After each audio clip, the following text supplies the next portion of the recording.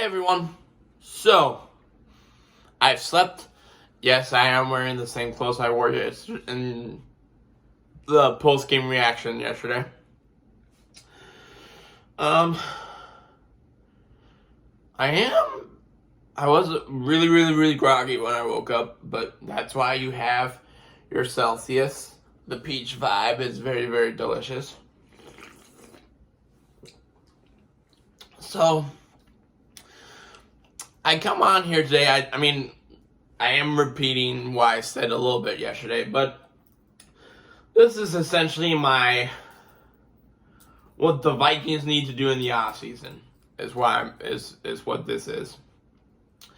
Call it your post season or after season analysis.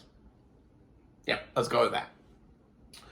So let's first off start with the roster itself. First of all, I haven't heard anything about Dontel being fired yet, so hopefully that's coming in a few hours. Then hopefully by tomorrow I get a notification that, Brandon Staley has been fired, and then we can move on and interview him, and he can be our new defensive coordinator. But until that happens, I'm just going to have some roster notes here. First off, the main one, Kirk Cousins. You're just going to have to eat it for next year. You're just going to have to suffer it. You're going to have to find other ways to save cap space. So I'll just go through. So here are all the players that are currently making over $10 million per the cap. Kirk Cousins, obviously, that's one that's going to have to keep. Adam Thielen, almost $20 million. Yeah. Either he's going to have to get restructure or you're going to have to get rid of him because that's just massive for a aging wide receiver who's no longer a solid number 2 or a number 1. Brian O'Neill, that's kind of hard. You could try to rework his contract, but, Brian O'Neill is now a Pro Bowl right tackle, so, try to keep him. Harrison Smith, $19 million as well. Try to rework it. If not, gotta get rid of him. Sedarius Smith, $15 million. I think they're going to try to rework that one. Dalvin Cook, $14 million. So I know yesterday I said, did I say this out loud?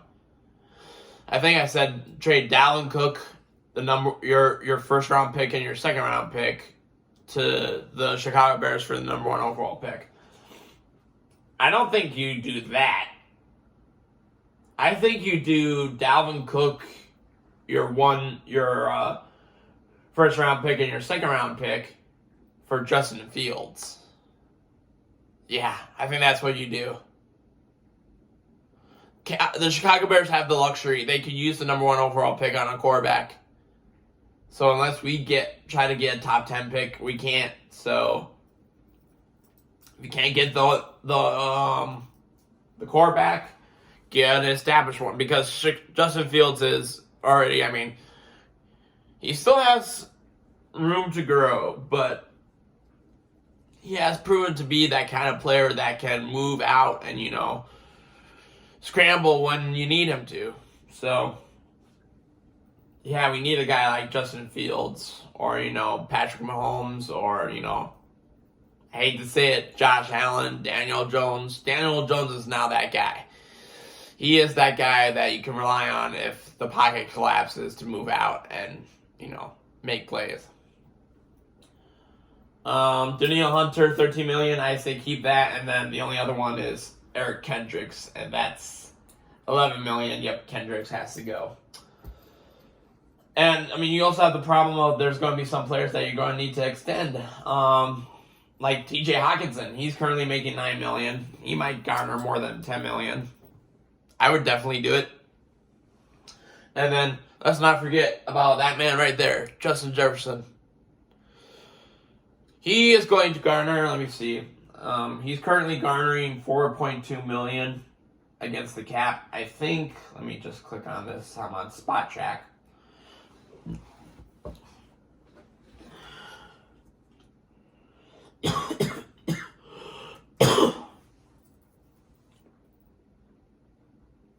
So yeah, he's due for an extension. I mean, he can just do a 1-year additional deal for his rookie. And then he becomes an unrestricted free agent in 2025. Oh wait, no.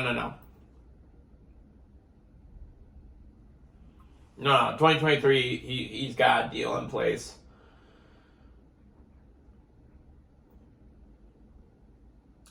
Oh! They already transitioned to the 2023. Oh, that makes so much... That's so easy. Oh, thanks. Thanks, guys. So this year you made $3.6 million. Next season he'll make $4.2. So it's only a $600,000 increase. So that's actually not that bad. I would still extend him. And if you go to market value, this is according to Spot Track. Market value, $26.7 million. I'm saying he's worth more. I mean, Tyreek gets paid $30 million. I say he gets more than Tyreek. I would give him at minimum $34 million. At minimum. So that adds another $30 million to your cap. So you're going to have to, like I said, cut, rework some deals, etc. Wonder who else we got that we could bring down. Dalvin Tomlinson's only making $7.5 million. Oh, Dalvin Tomlinson is he a free agent? He might be a free agent. Yeah. Because it doesn't list. Yeah, so Dalvin Tomlinson's going to be a free agent. Don't bring him back. He hasn't really been that big of a guy for us. Jordan Hicks, that's $6.5 million you can save right there by cutting him. You need Darisaw back. You need... Yeah, so that's that for the Vikings. And now, let's just show this. And this is my way too early schedule prediction.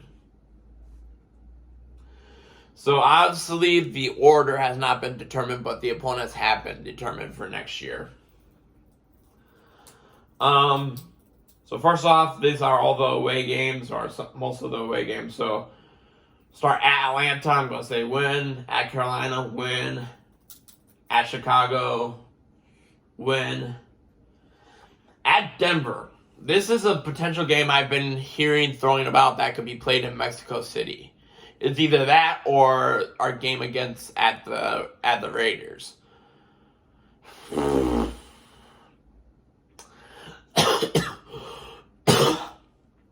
I'm going under the assumption that they find a coach that can make Russell Wilson work again. But if it's in Mexico City, that's an unneutral field.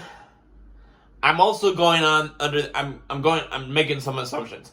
I'm making the assumption that we obviously fire Ed Donatel, which if it doesn't happen, that's just... I don't know what to say if that doesn't happen.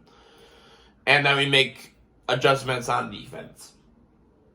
I'm going to just say that's a loss right there for now. If it's in Mexico City and neutral, then I think that gives us a better shot. But I'm just going to say loss.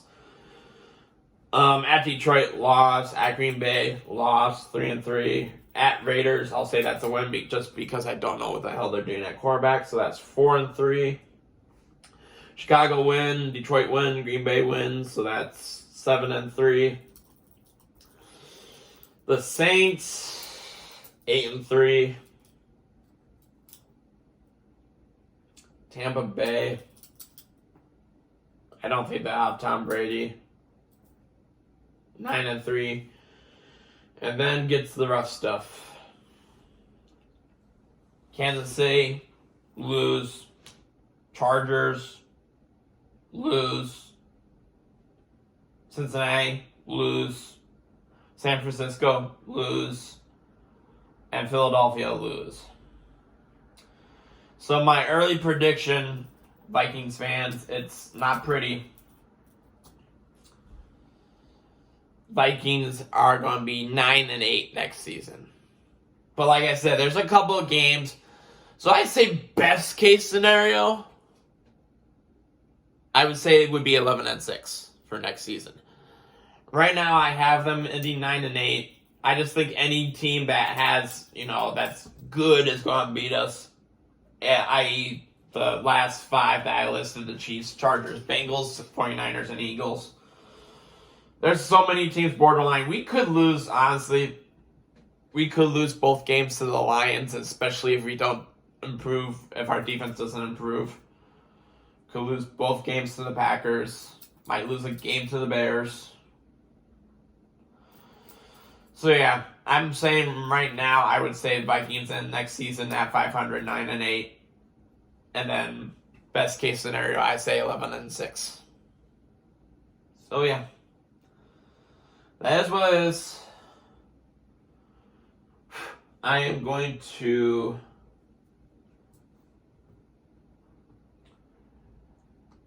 sign off. This is going to be the official sign off on the Vikings season. So many nice memories, Justin Jefferson, hope to God he gets Offensive Player of the Year. If he doesn't, I'm going to cry for bloody murder. I have the sweet experience to remember. It was amazing. I will always have these up on my wall. The wall will be changing a lot in the next coming weeks and months. I'll probably transition to maybe having more Wolves stuff. And then eventually Twin stuff is going to be moved over when Twin season comes around. So there you have it, guys. My official last word on the Vikings 2022 season. And then, I will obviously make comments on if there's any big moves like staff changing or, player signings or, when the draft comes up, I'll be doing an analysis on the draft.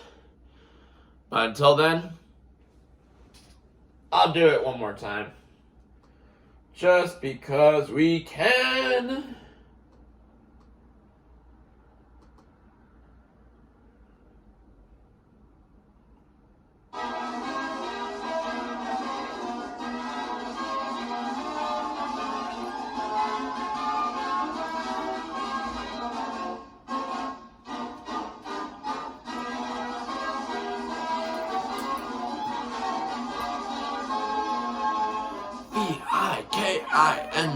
Vikings.